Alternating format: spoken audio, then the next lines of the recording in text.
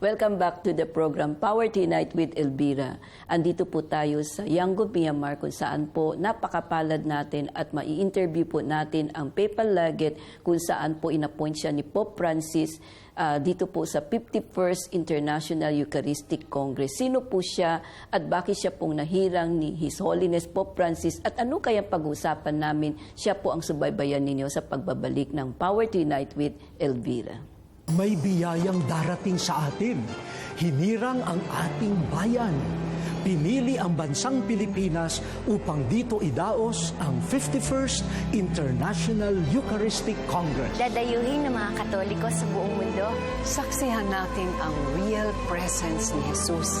Pinakamalaking pagsasama ng mga mananampalataya. May handog natin ang pinakamalaking selebrasyon ng banal na Eucharistia. Ipakita po natin sa buong mundo ang lubos na pananampalataya ng mga Pilipino. Magkita-kita po tayo sa Cebu. Christ in you, our hope of glory.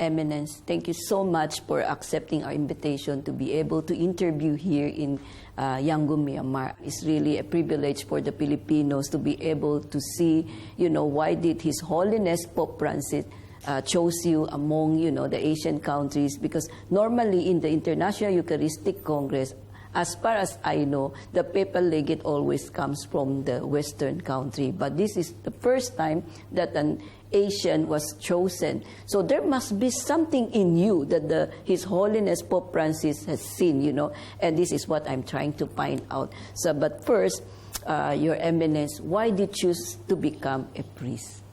I was born in the year 1948 and son of a farmer. Okay. My mother was a village dealer. Yeah. My father passed away at the age of just before 2 years old. So I was very much attracted by the closeness to the parish priest, first of all. Yeah. And of course, before that, even at the age of 2, 3, since I was living with my mother, I could see her early in the morning. When I get up, she would be on her knees in prayers, and also that's one point that inspired me by my mother. Before going to bed, even she would tell all the stories about the saints and life of the saints. Okay. So that attracted me, first of all. Of course, secondly is my parish priest. He was so docile to us, and we have every day a parish priest. He himself took catechism classes every day. So after Mass, a catechism class. That inspired me also because of my early faith formation was there. At the age of 7, I was sent to a boarding house run by the Salesians of Don Bosco. Ah, okay. There, the rector there was an example for me. From the age of 7, up to my ordination to the priesthood, he was the one that was guiding me, one Italian, the Salesian priest. So, of course, grace of God is there, but at the same time, the people around me, my mother, my parish priest, and those taking care of the boarding houses and of the Salesians that also attracted me. So that from my young days, I was quite determined to become a Salesian priest. So with that, I became a priest in the year 1976. So, Your Eminence, this is very interesting because you said at the age of 2, your father died, who is a farmer. So, your mother was left alone to raise you up, right? So, how many, do you have brothers and sisters? We have all of us 5. 5.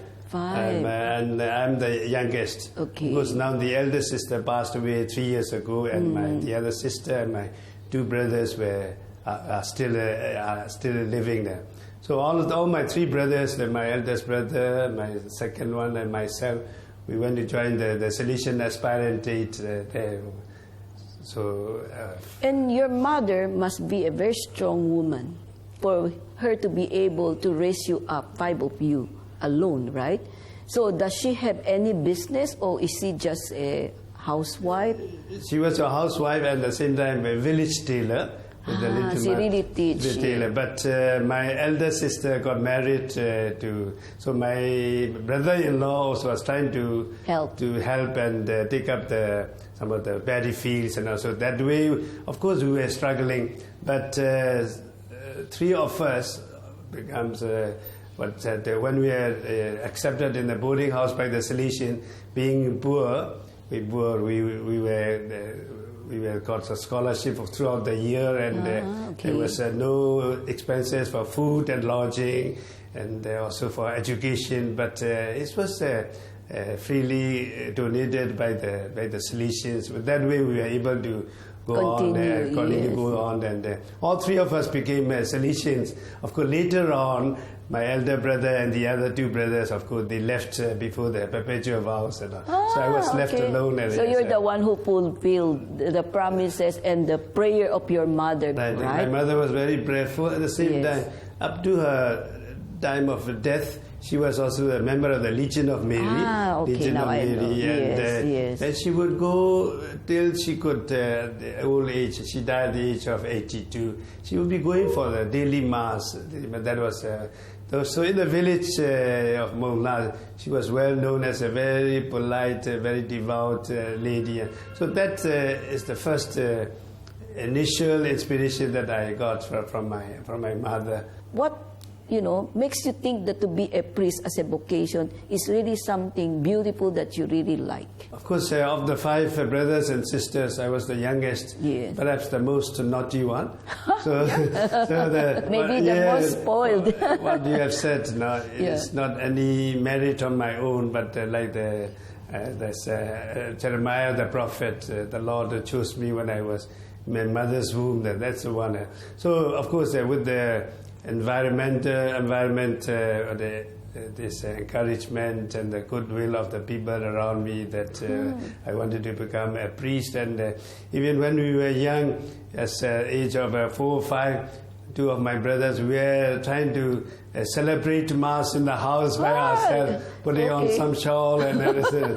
So, of course, the parish priest and then one thing that